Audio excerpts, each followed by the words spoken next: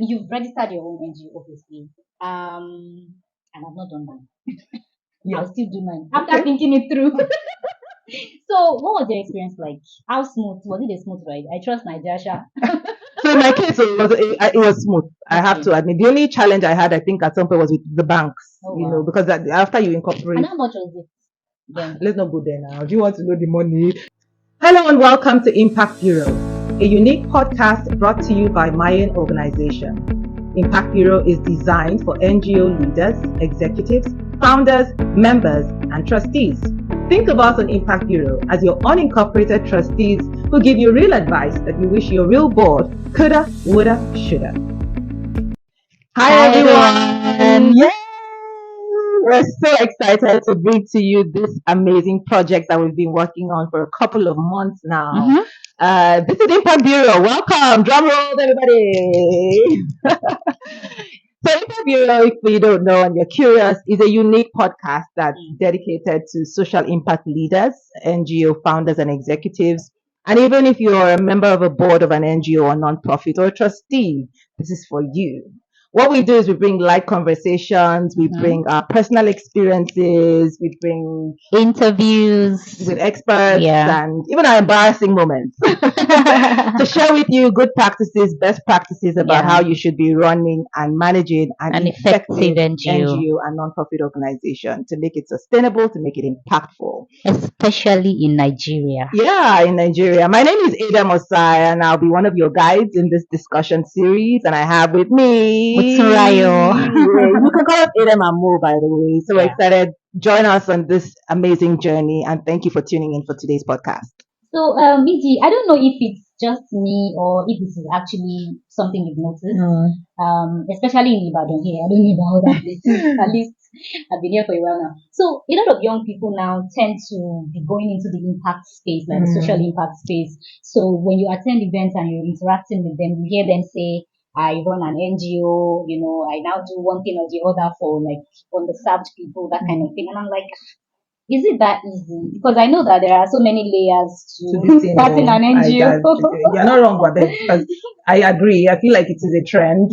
Definitely young people are really aspiring now to go into development. In those days when we're in university, people wanted to go to telecoms, the banks, in oil companies. But now you have people saying, I want to, run a social impact project. I mean, if it's that you want to even work for UNICEF, the people say, okay, very high ambitious. But, so I feel that that's connected to how the SDGs and popularization of the SDGs in the last decade, and globalization and a lot of the investment globally has created opportunities for young people in development. So, for instance, you have a lot of fellowships, people can travel, people can grow professionally in that space. So, of course, it becomes more attractive.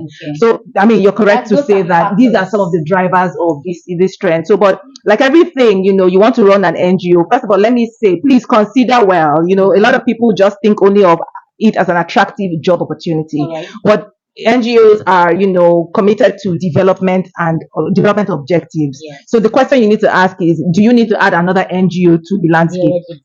There are many. How relevant will you be? Exactly. You should be thinking about things like partnerships or volunteering or joining a board and serving on the board of an organization and strengthening it through your, contributions on the board. But, having said exactly, so let's assume you've done your due diligence. And this is the track to go. So, like everything, even NGOs have a beginning. And what is the beginning for an NGO? You should ask yourself. In Nigeria, the Corporate Affairs Commission is the regulatory body for not just companies or corporations as we know them, but for NGOs also, non-profits. So, the first thing to do would be to check that regulatory body. What are the requirements outlined by that body for you to qualify to register? So these are the kinds of things you think about. And maybe you might contact a lawyer. Because at that point in time, you might need advice. A lawyer, I mean, when I was ready, I'm a lawyer, so that helped. But I also worked with a colleague of mine. Exactly. I even worked with a colleague of mine because at the time I needed more, we'll get into that. I needed somebody in Abuja. So I needed a lawyer in Abuja because of the things I needed. I wanted to fast track, whatever. So I also I'm a lawyer, yet I use the services of who was my former classmate. You said something about CAC being the regulatory body. So I just want you to throw some more light on that. So if I'm a young person or I'm anybody that wants to launch out on starting an NGO, what are the current requirements for registering with CAC? So the way it is, an NGO is viewed as an incorporated trusteeship. What it means is that there's this group of people in the society that are acting in trust for the general society through this organization. In other words, when the government or regulatory body wants to hold those people accountable for its activities, is the trustees. So that's why the first thing you need to do is to identify a set of trustees. For CAC to register you or incorporate you as an NGO, they will say, give me a name or some names of people who will, be the trustees. In other words, they are acting in trust in the interest of the public. And are accountable for the objectives you claim. Like safeguarding the organization or holding you accountable for doing. They are the people that the government, the regulatory body knows. Yes, for those set of things that you claim you want to do as a contribution to the society through your organization. So that's your first step.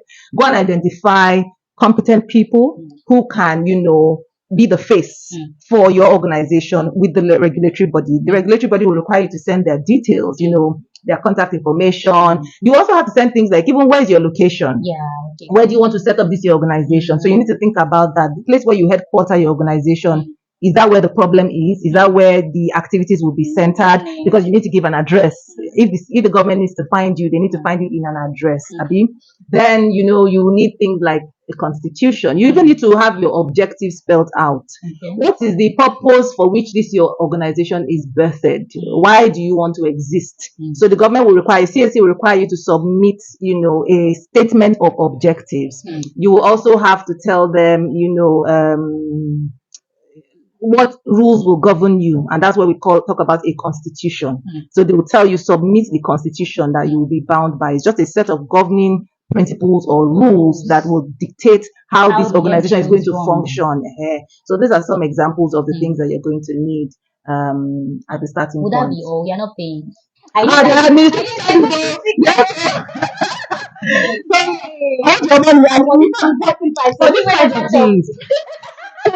You do have to pay, apart from the fact that, CAC has its administrative charges. Oftentimes, when you're dealing with regulatory bodies, you go through experts, and this is where lawyers come in. So typically, a founder will contact a lawyer who is going to be the intermediary between the regulator and him or herself or his board. So you'll be submitting documents, the lawyer will be guiding you, bring this statement, bring this, that, bring this, that.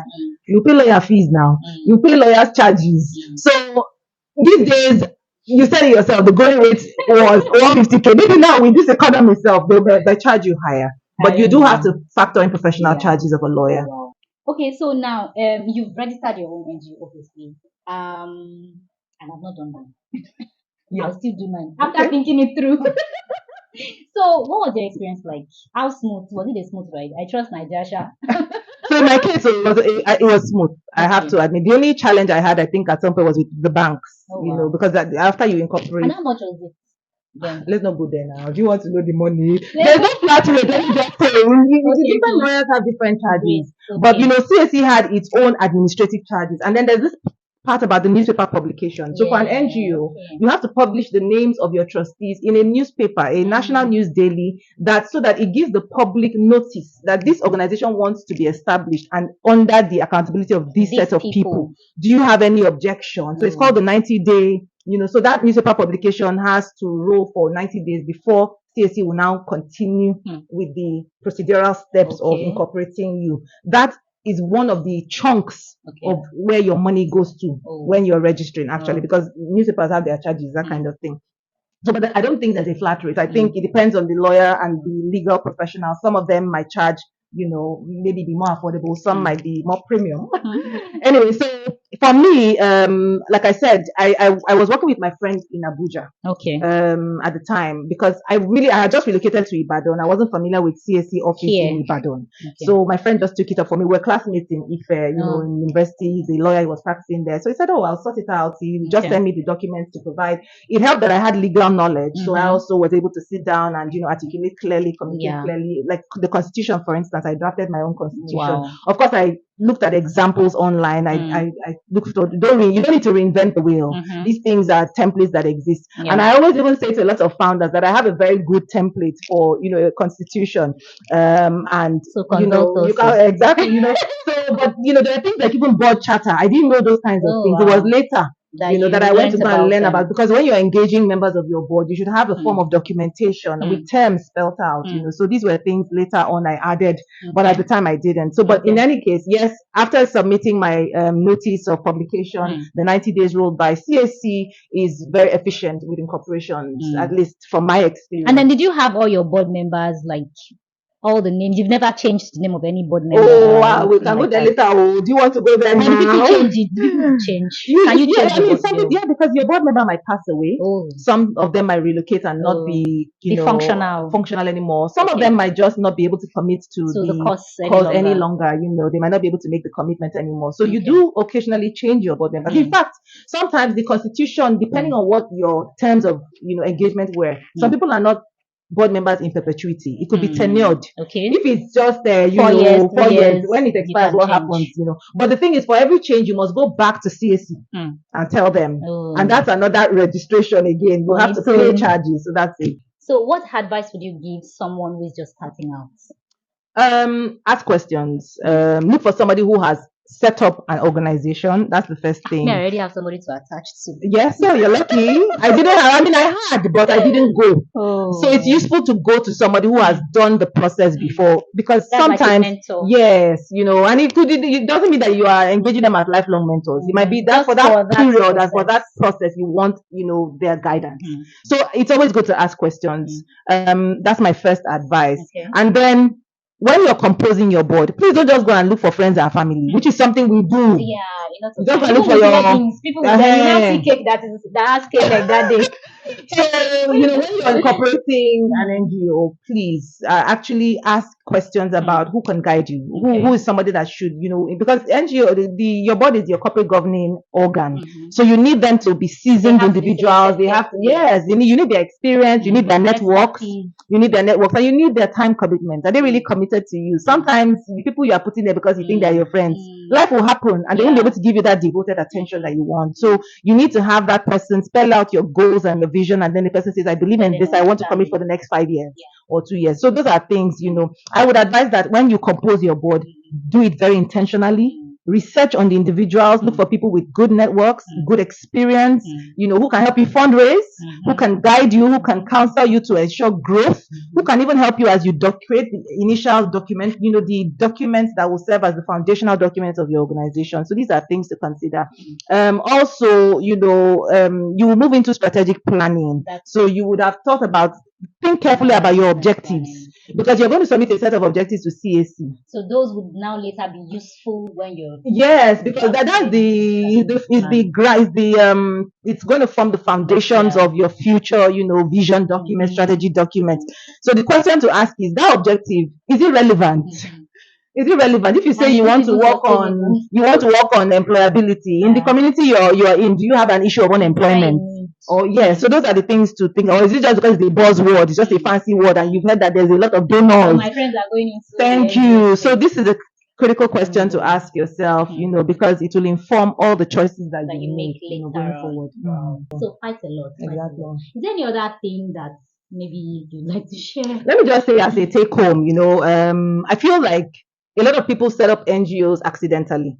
It starts out as a pet project. Was that your case? I mean, because I'm not feeling many of us. It's true now. Many of us want to do good. Right. A lot of us, if you interview, or if you just sit with a lot of founders and executives of NGOs, it's that intuitive desire to do good.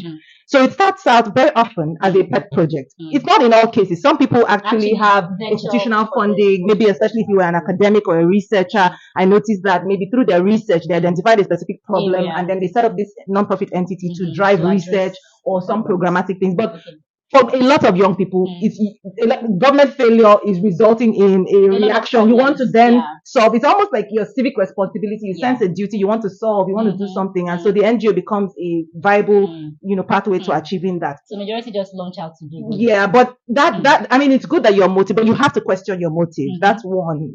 NGOs are not a place where you desire, you want to be wealthy. Then you go and run an NGO. find a for-profit, set up a for-profit, and there's nothing wrong with being an entrepreneur who wants to be wealthy. It's okay to want to be the next Dangote, but if you want to be the next Dangote through an NGO, then sorry, there's a mismatch. So those are certain things, questioning your motives, being sure that this is the space that is for you. I think it's very critical because it's going to guide everything you do in future.